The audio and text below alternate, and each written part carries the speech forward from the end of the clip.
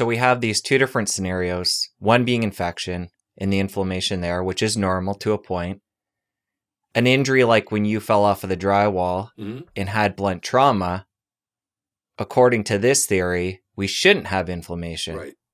And there isn't when you're on 10 grams of glycine. So we know there's this physiological difference, but do we know we're better off without that inflammation?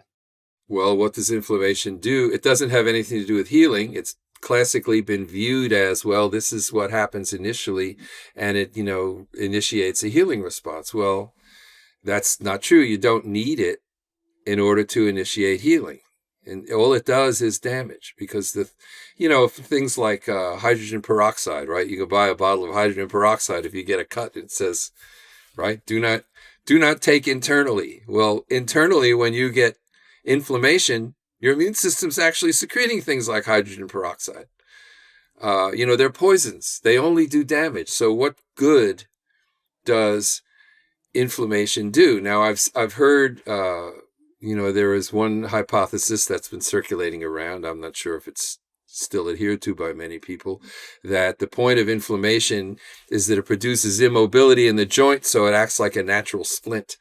So it keeps it immobilized, so that it can heal. But my experience, it doesn't heal any faster. In fact, things heal faster when I have enough glycine around and I don't get inflammation as a result of any kind of blunt trauma, sunburn, anything like that. So some of it's self-experimentation, but I also have not seen anything in the literature that shows that some level of inflammation is beneficial. When it comes to diseases, they even talk about cancer, and you need M1 macrophages and not M2 macrophages. Again, that's really the level of infection or disease. But in the normal state of affairs, it doesn't seem to matter.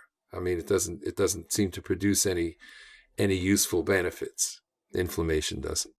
Okay. I just wanted to make sure we're looking at this from all angles, because what you said so far is true according to your experience, but common knowledge in the medical world is that inflammation acutely is a good thing, and that when it becomes chronic and uncontrolled, and this goes for infection or blunt trauma. Right. So I just want to make sure we're clarifying that with this paradigm and the result we're getting or seem to be getting, that's actually a better outcome.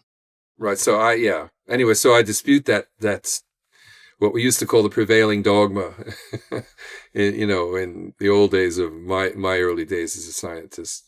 And it's still the prevailing dogma, is that somehow inflammation is beneficial, and because it happens normally, and normally you heal from it. Now, another interesting question at the cellular level is also, what is it that limits inflammation? What is it that stops the thing from going nuclear and just, the whole body becoming into toxic shock? Because what happens when inflammation actually happens, and you get pyroptosis, it's called, or some other related terms of cell death, which are rather explosive. They kind of lead to a building up of an armamentarium of toxic chemicals inside the cell, and then the cell sort of blows up and discharges these toxic compounds all over the place and causes a lot of damage, at least locally, and then it spreads. And so what is it that actually limits that?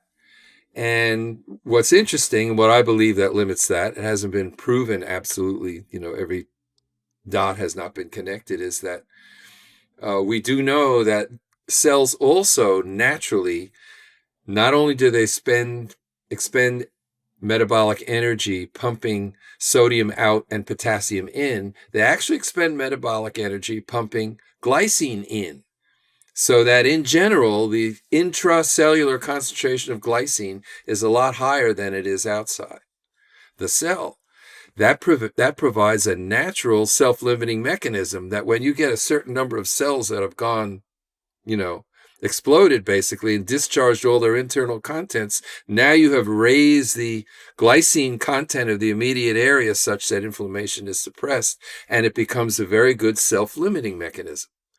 And so we know that what happens is glycine is higher inside the cell. And it also explains things like what happened during COVID. If you look at what happened during the pandemic, what were the comorbidities that, that produced death in people who got COVID versus people who would survive it? And it was things like advanced age, obesity, diabetes, cancer, things like that. These comorbidities contributed to people dying from COVID. And how did you die of COVID? You had this cytokine storm, this uncontrollable inflammation in the lungs, mediated by the alveolar macrophages, right? The same ones that the Thurman group studied in rats, back in the 90s. And those are the people who died.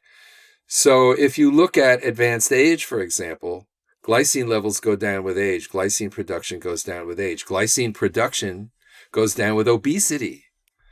The synthesis of glycine goes down.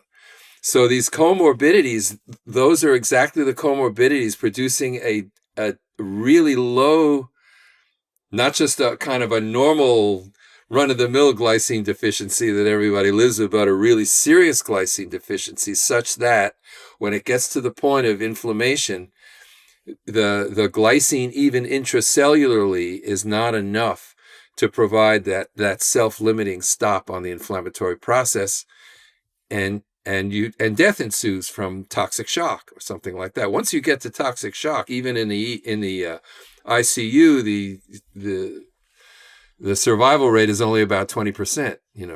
Usually using normal means of treatment. So anyway.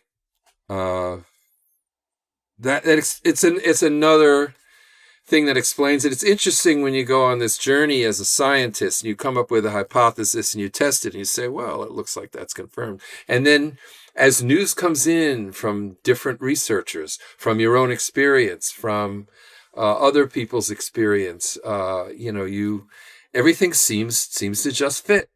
It makes more and more sense in a very global way. It's like doing a jigsaw puzzle, and you find that piece, that somehow you put that in the right place, and all of a sudden, all the other pieces of the puzzle, seem to fit in. So it's kind of like that. And that's the kind of journey that I've been on. So when it comes to blunt trauma, making sure your glycine's up is going to stop that conversion from M2 to M1, which is what we want. Right. When it comes to infection, is there some different mechanism there? Why are the M2 still converting to M1 in that case? It's kind of like I explained it with what the research that Thurman's group had done, where they show these very nice electrical charts of the action potential, that depolarization that happens in the presence of that standard model bacterial lipopolysaccharide, which is a standard way you can tell a macrophage there's a bacterium here that doesn't belong here. And, it's a standard way that's now used in the laboratory to elicit an M1 transformation, if you will, an activation.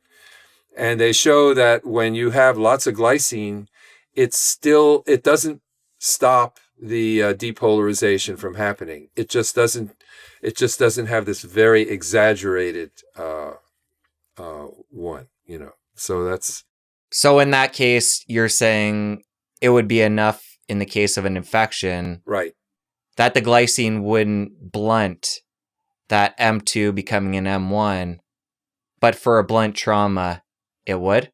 Yep. That seems to be the case. There's enough. It seems to be there is a certain threshold level of glycine, and I don't know what it is. I don't have a laboratory to measure what it is. I don't know what the threshold is. It's probably somewhere around 500 or 600 micromolar, based on, just what's been in the literature, what my levels were when I was taking like 40 grams a day. And, but because ordinarily they say normal's about, up to about 400.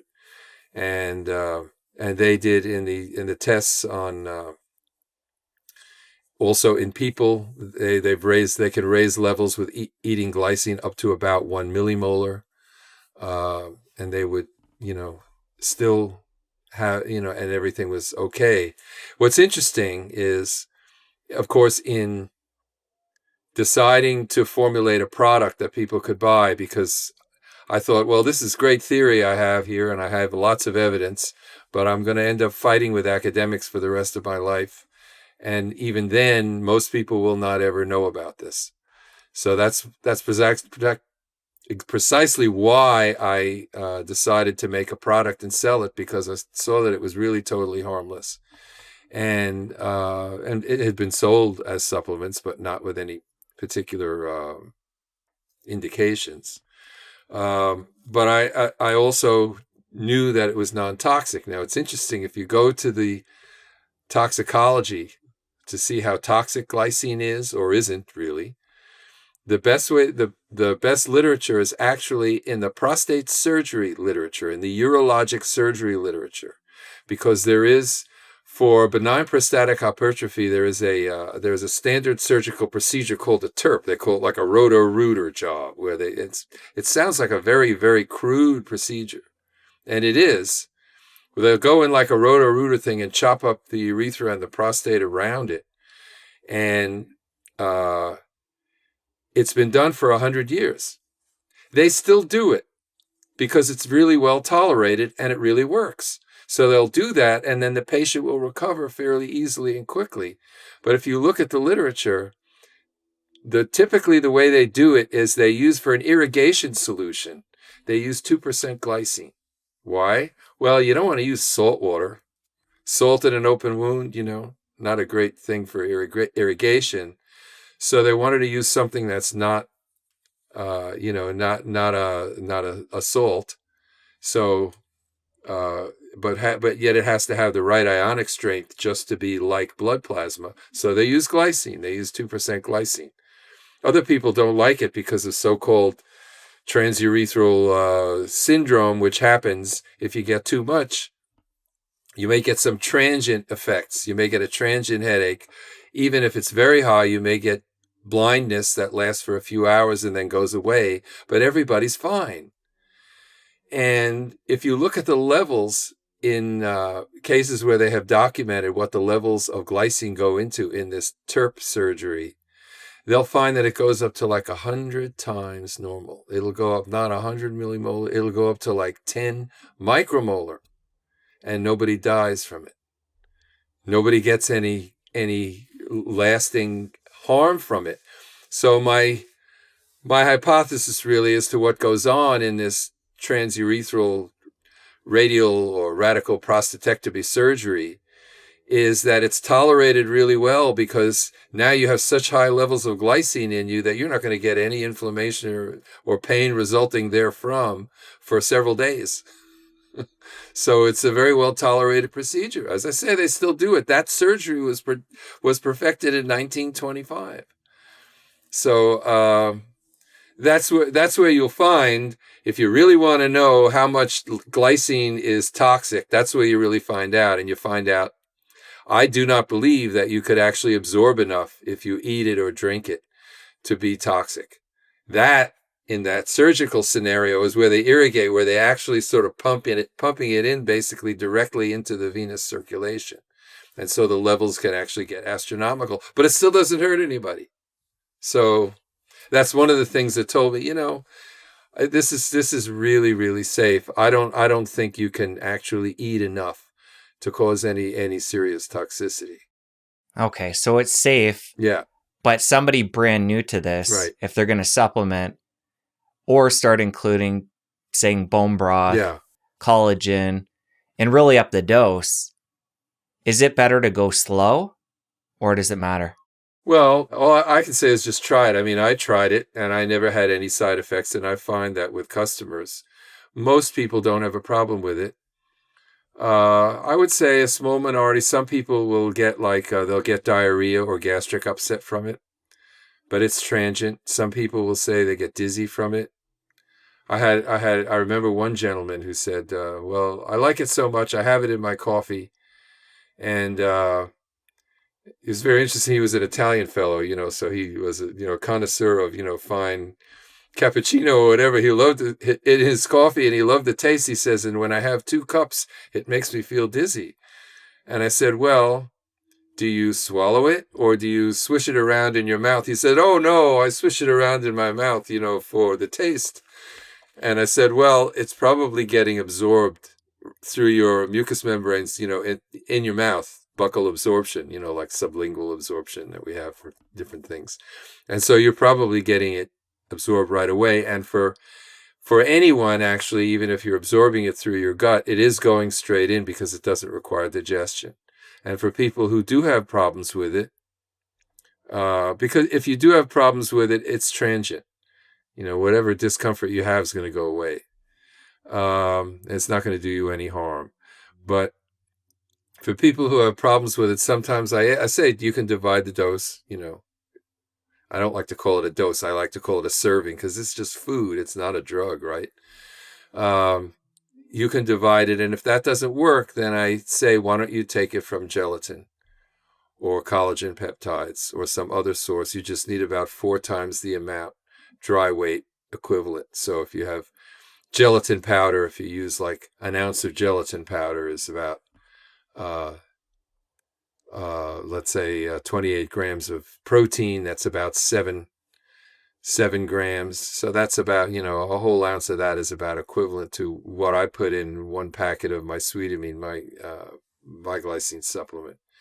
And that's, if you go to the grocery store and you buy like a box of Knox gelatin or ordinary, unflavored gelatin of any brand, it usually comes with a little box, and each box has 4 packets in it, and each packet makes 4 regular servings of a gelatin dessert. If you have the whole box, that's about the amount of glycine that you would get in 1 daily serving of the Sweetamine that I sell. So that's about, figure out how much there is. But you don't have to have it as a serving of Jell-O. You can just dissolve it in water, like room temperature, and just drink it because gelatin is generally tasteless. And there are lots of places you can get it on the market online. There's a website called Great Lakes Gelatin. I don't have any stock in them, but they seem to be a very good, reputable place for high quality. I think it's like organic, grain-fed, livestock produced gelatin. And that's what I just send people to. If you don't like the free amino acid, or it doesn't like you, right?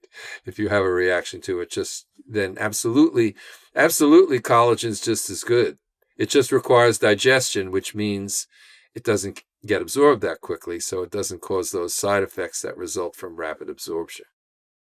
How do you feel about supplementing for kids and dosages for kids? We know 8 to 10 grams is what you're looking for per day for an adult. Well, I don't know. I would just very simplistically just do it as a proportion of body weight.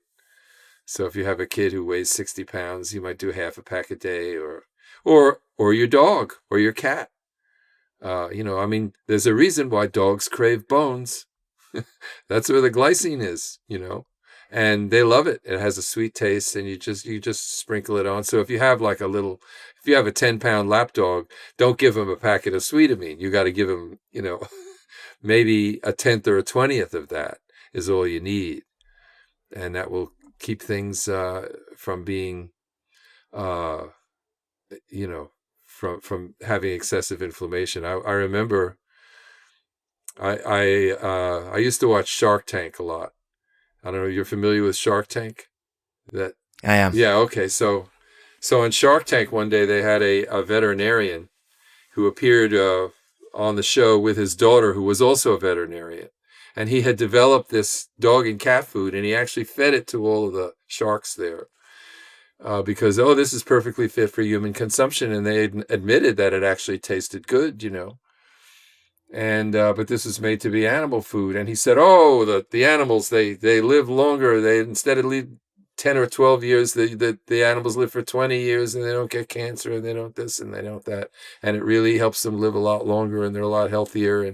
And he went on and on about this health food. And I remember Mark Cuban was a big naysayer who really shot the guy down, thought he was a quack and everything like that. And I thought, well, let me look at this. It was called cornucopia. I remember the brand of dog food it was. I said, well, let me look up this cornucopia and see what's on the label and see what's in it. And they had bone broth. It had gelatin of a couple different kinds, you know. It had a lot of good sources of gelatin in it. And so, you know, so I said, well, maybe he, you know, again, it was his claim that it made the animals a lot healthier and longer lived. But it made sense to me, at least, gave him a little bit of credibility in my eyes that he had a lot of glycine content in his food there. So, you know, that's just another,